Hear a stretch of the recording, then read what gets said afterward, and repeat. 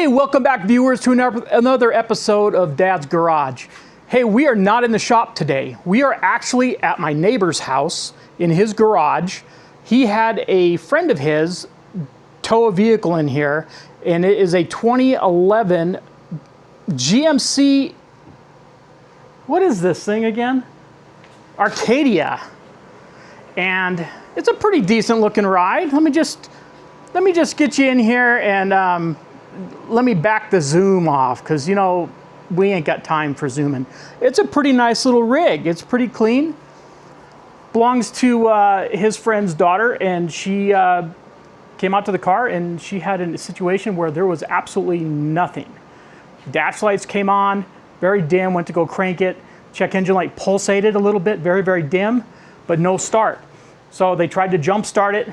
The tow truck guy tried to jump start it. It didn't work.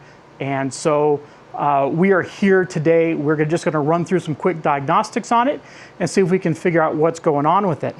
So stick around, stay tuned, like and subscribe, and appreciate you watching.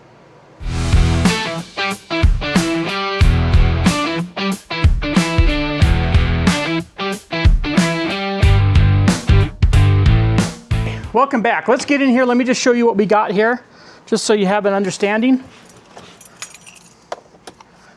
Let me turn you around. I don't know if you can see that, but you can see the check engine light is just pulsating flash, and we got nothing on here. So we are just going to go through some diagnostics and check it out. We already checked battery voltage. Battery voltage was good. We used our meter. We have our meter here. And on the batteries on this, you know, General Motors, come on. In the back seat, passenger side floor. When you have little kids, you can, you know, they drop drinks, everything can go in here. But, you know, this is what we have to work with. So here's where our battery is.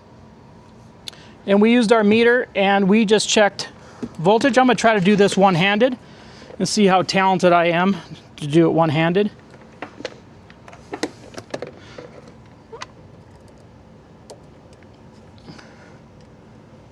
So you can see here, we got 12 volts, 1219. I got the key on, the headlights are on, so just gives us a little bit of an idea. We do have 12 volts. And we're just gonna kind of run through here and we're gonna check the power. I've got the fuse box diagram off. We did a visual inspection. We pulled off some wires, we did some visual. We did see a little bit of chafing down here, but we just quickly cut that loom open. Not a lot of room in there to film. And there was no wires rubbed through, and even though we saw a little wear mark on it. So we're gonna tape that back up and get it back together. So what we're gonna do here is we're just gonna come over to the fuse pack, the power distribution block, for those people that'll leave comments that it's not a fuse box, but it is. And I'm just gonna use my power probe and go through here, and we're just gonna check some fuses.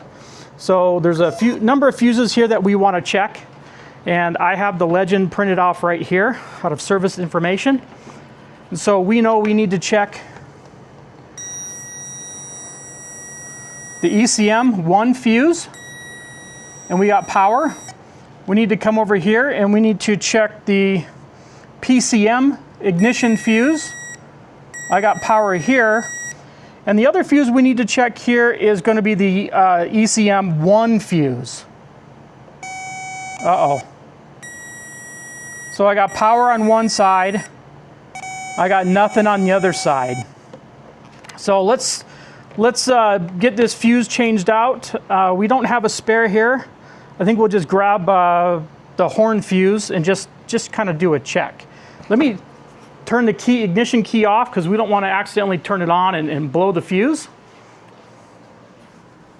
Let me just turn that key off. We should also note that the lift gate doesn't open. We thought that was odd. Now, when this happened, we did have some rain. I mean, we had some rain. Holy moly, it was like, where's the arc, right? So we had some rain. So we're gonna go ahead and pull this fuse.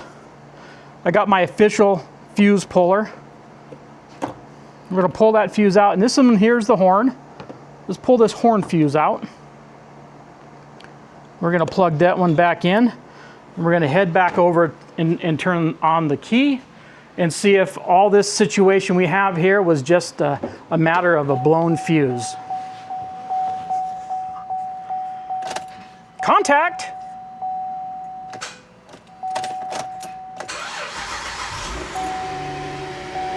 And there we go. We're running. We still have a check engine light on that we'll have to clear, probably because my guess is we had a communication code in there. We did scan it when it came in. It did have a U0100 code, which is lost communication with ECM. So this is where we just started making sure we had power and we had ground where we needed to. So if you come across this situation and you have that code, do your visual inspections, but make sure you check source voltage first. Is your battery good? Are your cables good? Do you have a clean ground? And make sure you check all your fuses. Fuses, that particular fuse controls the powertrain relay that's right here. I think that's what is actually what it's called. Yep, powertrain control relay. That actually grounds to there and makes the PCM work, provide voltage on there. If you look at a schematic, it's, you know, it's a map thing. So we got that going on. Hey, but more importantly, do we have a hatch? Because, you know, the lift gate, it wasn't working. Look at that. We won't open it too much. We don't have a lot of clearance. So just a short video here for you today, folks, viewers. Thank you for watching and coming along with us as we did a quick troubleshoot. This was pretty cut and dry. You know, had we not found that fuse, we would have to go in, we would be checking power and ground and all of our circuits, and we'd have to go from there. So appreciate you watching Dad's Garage today here on remote location. And remember, your project will never get done if you don't ever start it. Thanks for watching. Have a great day.